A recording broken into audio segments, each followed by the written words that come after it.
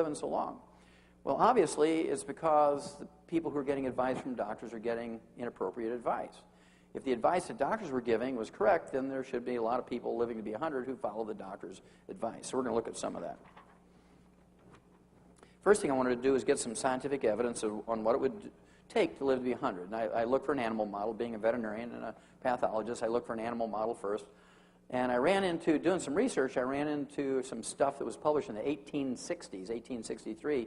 One was written by William Banting on how to cure corpulence. Corpulence is an old-timey word for obesity.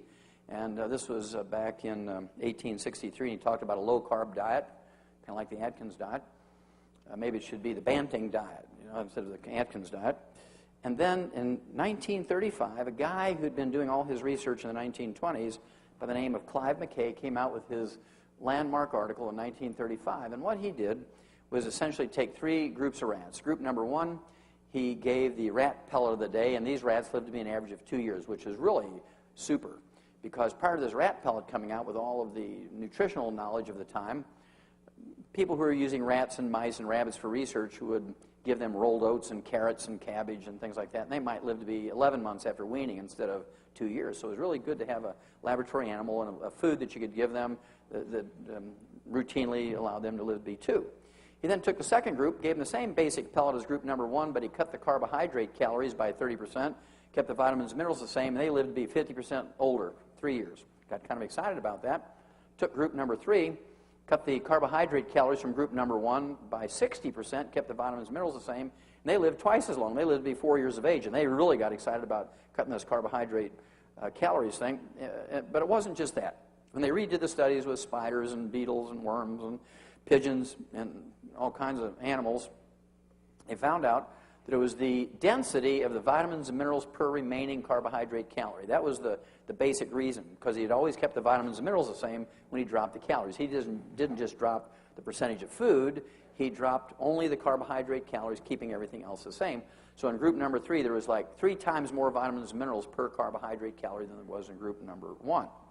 Now that I had an animal model and had some idea what to do, I began to look for a human model, and I ran into a guy by the name of Art Linkletter. How many of you heard of Art Linkletter? Okay, great guy. He was funny. I put he and Jack Benny and Red Skelton and Milton Berle all in the same group. They could tell funny stories without saying dirty words and things, and great family comedians. And Art Linkletter wanted to live to be 100. And he wanted to live to be 100 because he read this book. It was a Pulitzer Prize-winning book published in 1933 called Lost Horizon. It was written by James Hilton, and in this book, Lost Horizon, James Hilton coined the term Shangri-La. How many of you heard of Shangri-La? Okay, well, that's where that came from, that book. And Art Linkletter got real excited about living to be 100. Well, the book was actually written about a people called the Hunza. How many of you heard of the Hunzas? Okay, well, the Hunzas come from northeast of Pakistan, and they're a third world country, obviously, and Art Linkletter hired an eye doctor by the name of Alan Bannock, Dr. Alan Bannock. And this eye doctor was kind of an amateur farmer, and Art Linkletter funded him to go there for 6 months during the growing season and find out what their secret was to live to be 100. And it was very obvious from reading the book that Alan Bannock had not read Clive McKay's material on his rats. And he was just making lots of observations, didn't give his opinion what was important, but he was a very good observer. And one of the things he found out, these people were third world country. They had no electricity, no indoor plumbing, no hospitals, no pharmacies, no clinics, no doctors. They just used home remedies like herbs and massage therapy and that sort of thing. And yet they were the healthiest and longest lived people on earth. They came from a little mountain range, a little known mountain range by the name of the Karakoram Mountains, about 800 miles east of the Himalayas. Oftentimes people say they're from the Himalayas, but they're from the Karakoram Mountains. And one of the things Dr. Bannock observed was that they would irrigate with water that was kind of gray and opaque. It had lots of silt in it from the glacier grinding up the mountain rocks. And they would irrigate with this glacial water full of this rock silt, this finely ground up rock silt, about the same particle size as talc. And it contained over 60 minerals. And they would irrigate with this. And as the water percolated down into their fields and their gardens, it left a ½ inch to 1 inch of this gray silt on top of the soil. And before it dried, they would run out with their hoes and rakes, and they would hoe and rake this silt down into the soil before it blew away. Now, these people lived at the 19,500-foot level. Now, at 19,500 feet, you can't grow corn and potatoes and rice. Okay? They could grow wheat and rye and barley, but because of the very short growing season, their yields were very, very tiny. Their only carbohydrate they ate during the day, was a little tortilla, one tortilla a day. Little tortilla, little round flatbread. That was it. No other carbohydrate. The majority of their food was goat and lamb and mutton and camel and things like yak and rabbits, and they'd get some wild sheep and goats in the area. They'd eat chickens and eggs. They didn't have fish in those areas. They were too high up for fish. And so they cooked in butter. They used milk and cheese and yogurt. They could store dairy protein as cheese and yogurt. And that was it. They had a little garden. They'd grow a little bit of cabbage and tomatoes. Nothing else. They would also take the wood ashes from their fires, their cooking and heating fires, and put it in their gardens. How many of you ever put wood ashes from a fire into your garden? Yeah. This is a very old European and Asian custom, and somehow somebody learned that by putting the wood ashes from your fires into your gardens, it increases the yields and makes the food taste better and so forth. Well, it turns out the wood ashes are the minerals that are left when you burn away the carbon in the wood. So now I had not only an animal model, but a human model. They had a renewable source of minerals in their food. They were on a low-carbohydrate diet. And to me, it seemed it explained why they lived to be a ripe old age and were very productive. I also began to collect birthday announcements and obituaries of people who lived to be 100. I wanted to see really what happened to people when they lived to be 100. So I'll show you a few. Ralph Charles from Somerset, Ohio, about in the middle of the state, back in October of 1999, turned 100, and they had a nice little newspaper article about him and told his story. And the fascinating thing to me about Ralph Charles was that at age 100, he was still piloting charter flights and paying passengers around the central part of the United States. He used his single-engine Aeronca aircraft. He didn't have any restrictions on his health papers or his license. Now, to me, he doesn't look like what you would expect a decrepit 100-year-old to look like. To me, he's very vibrant. He looks like he's maybe in his late 70s or early 80s, and he's 100 years old and still piloting. I mean, you can imagine, if he had Alzheimer's disease, he'd get up there and he'd say, "Excuse me, ma'am, where are we going?" That'd make you nervous, wouldn't it? But he didn't have those problems, obviously. For you ladies, I'm going to throw in Connie Douglas Reeves. Back in September of 2002, she turned 101. When she turned 101, September 26, 2002, she was inducted into the Cowgirl Hall of Fame, and her personal motto was, "Always saddle your own horse." And to me, she looks like one of those feisty little people that wouldn't listen to a doctor. You know, she's got her thumbs in her belt, she's got her shoulders back, her chin's out. You can just imagine a doctor saying to her, "Look, Connie, you're 101 years old now. It's time to give up salt. We got to worry about your blood pressure. It's time to give up eggs and butter. We got to worry about your cholesterol."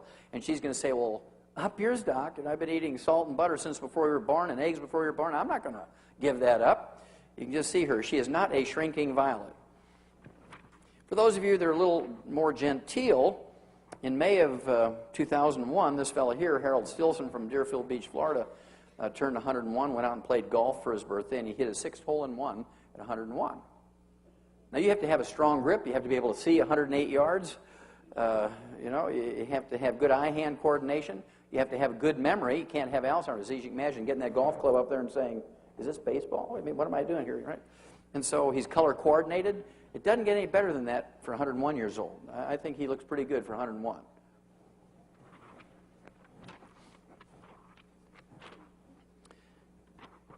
And this fellow, Antonio Todd, from Sardinia, the formerly island nation west of the mainland of Italy, back in January of 2001, turned 112, and he attributed his longevity to drinking 1 glass of red wine a day. There's a certain amount of validity to that because in the red wine there are these antioxidants that we know reduce your risk of heart disease and cancer. But you can get those same antioxidants in fruits and vegetables, so you don't need to drink the wine necessarily. It doesn't seem to matter what you eat as long as you keep the carbohydrates down and the vitamins and minerals up. That seems to be the common thread between all 100-year-olds. I'll show you an example. This gal here, Dora Amathebe from South Africa, was born in 1881, and in 1995 she turned 114. And when she was asked, Dora, what do you attribute your health and longevity to? She said, oh, I ate locusts, the grasshoppers. You know about grasshoppers here, right?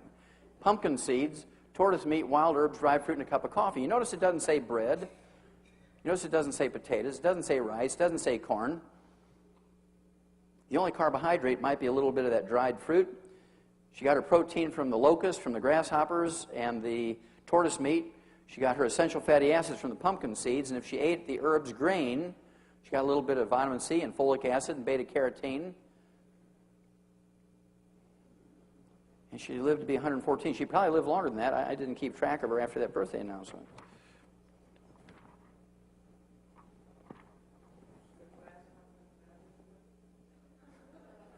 Yeah, crickets won't work. Okay.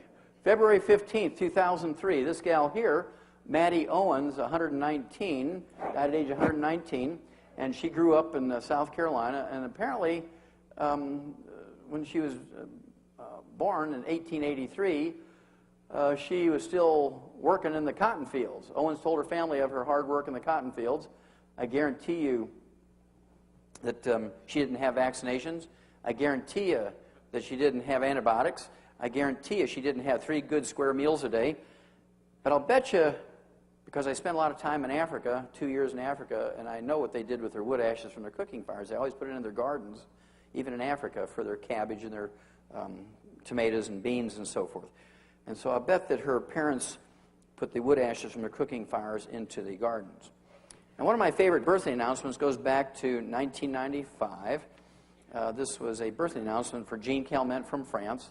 And she was documented by the Guinness World Book of Records being the oldest living woman at the time. There was more than 200 women who claimed to be older than she, but they didn't have the paperwork to prove it. Jean Calment had the paperwork to prove, to the satisfaction of the Guinness World Book of Records, that February 21st, 1995, she was in fact 120. February 21st, 1996, she turned 121. February 21st, 1997, she turned 122. And she died in August of 1997 at age 122 years and 164 days. She died suddenly of a stroke.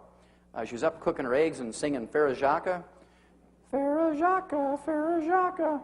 Ah! Fell over dead. Didn't have Alzheimer's disease. She was bright and mentally alert until the moment she died. She didn't have cardiovascular disease. She didn't have diabetes. She didn't have cancer. And she did have rheumatoid arthritis in her hands. You can see, but that's pretty good. Lived to be 122 and a half. Die suddenly without being mentally infirm. I mean, that's the way to do it, right? I thought this one was kind of cute. I was in Adelaide, Australia, back in October of 2003 when this came out in an Australian newspaper. World's oldest man dies at 122. A Cambodian tiger hunter by the name of Sek Yi, who is also the martial arts expert, attributed his longevity and that of his wife, I'm assuming a widow now, Long Uk, 108, to smoking and prayer. That's kind of a strange combination. But I'm sure he had got some mineral somewhere.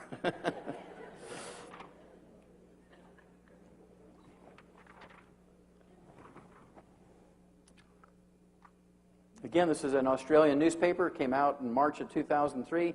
A Brazilian believed to be the world's oldest woman died at age 124. Maria Etelvina dos Santos died of a stroke. Her birth certificate says she was a descendant of African slaves born in July of 1878. Do you think she got vaccinations and antibiotics? You think she had 3 good square meals a day? No, she was born in a straw hut caulked with cow dung. And probably led a pretty miserable life as she was growing up. But I guarantee you they put their wood ashes from their cooking fires into the gardens. And they didn't have doctors, and they didn't have hospitals and clinics, and they didn't have pharmaceuticals. And yet she lived to be 124. I'll give you 2 more, then I think you'll get the idea, and then we'll move on. But I think these are interesting, and they all tell stories.